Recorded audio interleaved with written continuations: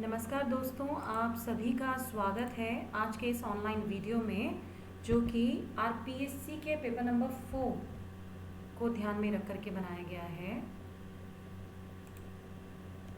RPSC का paper number 4 जो कि सामान्य हिंदी और सामान्य अंग्रेजी की बात करता है, हम यहाँ सामान्य हिंदी को लेकर आए हैं। सामान्य हिंदी जो कि 120 मार्क्स की है और हमने पहले वीडियो में डिस्कस किया था कि वो 120 मार्क्स 3 पार्ट्स में डिवाइडेड हैं। Part A, part B, part A, part B और पार्ट सी। अब ये पार्ट ए के अंदर जो सबसे पहला टॉपिक आता है वो आता है आपका संधि। अब संधि पढ़ने से पहले वर्णमाला पढ़ना ज़रूरी है। तो कुछ बच्चे ऐसे पूछेंगे कि ये वर्णमाला क्यों पढ़ना, हमारा टाइम वेस्ट होगा, सीधे आप संधि पे क्यों नहीं आ जाते हो। तो ऐसा है बच्चों, गाड़ी चलाने से पहले गाड़ी के नियम, उसके सारे तामझाम पता होने चाहिए। ये पता होने चाहिए कि रेस कैसे लगेगी, गियर्स कब चेंज करने हैं। अगर नहीं पता लगा, बेसिक चीज़ें आपको नहीं पता चली ना, तो एक्सीडेंट होने का खतरा रहता है। तो वर्ण किसे कहते हैं? भाषा की सबसे छोटी इकाई को कहते हैं ध्वनि। ध्वनि जो आप सुन रहे हैं, और वो ध्वनि का लिखित रूप क्या कहलाता है? वर्ण। और ये वर्णों का व्यवस्थित रूप क्या कहला रहा है? वर्णमाला। अब इस वर्णमाला के दो भाग हैं, पहला है स्वर, दूसरा है व्यंजन। स्वर ऐसी ध्वनियाँ जिनके उच्चारण में जो आपकी श्वास है, आपकी सांस है, बिना रुकावट के निकल जाती है। इसमें भी दो हैं, ह्रस्व और दीर्घ। इनमें कम समय लगता है, इनमें थोड़ा सा ज़्यादा समय लगता है, पर सांस बिना रुकावट के निकलेगी। बोल के देखो, अ, ई, उ, री। अब इसमें थोड़ा ज़्यादा टाइम लगेगा। आ, ई, उ, ए, आई, ओ और औ। इन ध्वनियों में थोड़ा ज़्यादा समय लग रहा है। अब व्यंजन किसे कहते हैं? व्यंजन कहते हैं जिसमें आपकी सांस रुकावट के साथ, घर्षण के साथ बाहर निकलती है। उसमें आगे आपके स्पर्श व्यंजन।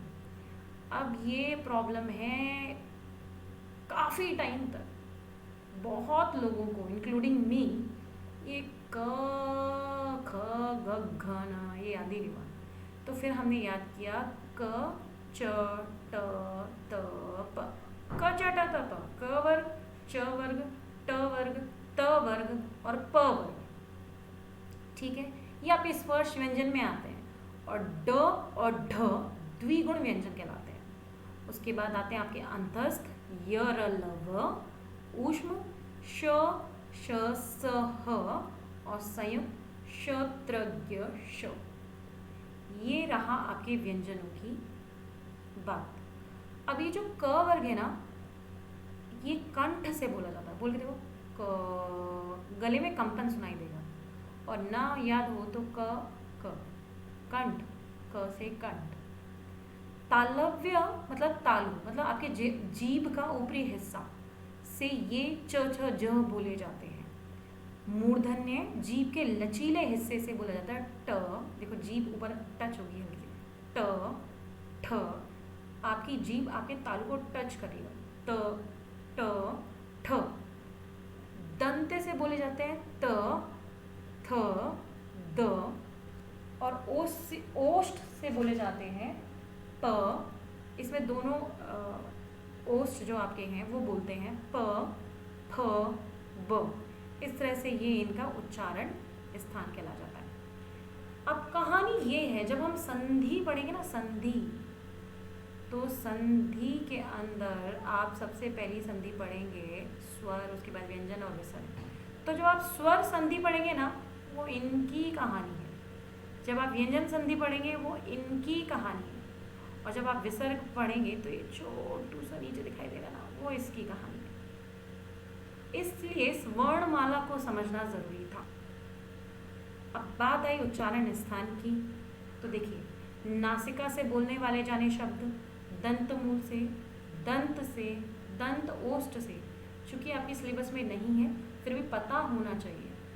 ओष्ठ से, ओष्ठ और कंठ गले से, जैसे ओ, गले से आवाज़ निकल रही है। मूर्धा तालु, कंठ थालु और कंठ से, ये आपका पूरा स्ट्रक्चर है कि किस तरह से इन वर्णों का उच्चारण स्थान होता है। तो आज की क्लास में सिर्फ वर्णमाला पे बात की गई कि इन वर्णों के साथ हम संधि के पहले टॉपिक पर बात करेंगे, उसके लिए हम अगले वीडियो पर वापस आते हैं। हाँ, आज ये मैं जब वर्ण के नोट्स बना रही थी तो मैंने कमाल की चीज़ देखी। क्या? कि इन स्वरों को किसी की ज़रूरत नहीं है। अ, ई, उ, री, आ, ई, उ, ए, ऐ, ओ, औ। इन स्वरों को ना अपनी ही ज़रूरत है, पर इन व्यंजनों को इन स्वरों की ज़रूरत है। जैसे क में क और अ मिला है। लाइफ में अपनी एक आइडेंटिटी बनाएं, किसी और की आइडेंटिटी के साथ किसी और के सहारे चलने की कोशिश नहीं करें। क्यों? क्योंकि जब ये पूरा क है, अरे ये पूरा क है, जब इसमें से अ निकल जाता है ना तो ये आधा क रह जाता है। इसलिए अपनी आइडेंटिटी बनाइए। देखिए छोटी छोटी चीज़ें हमें ज़िंदगी की कितनी बड़ी बड़ी बातें सिखाती हैं। सो बी पॉजिटिव, थिंक पॉजिटिव। हम तीसरे वीडियो पर जल्दी वापस आएंगे संधि को लेकर के, और उसके साथ थोड़ी सी चर्चा करेंगे। खुश रहिए, मुस्कुराते रहिए। आज के लिए शुक्रिया।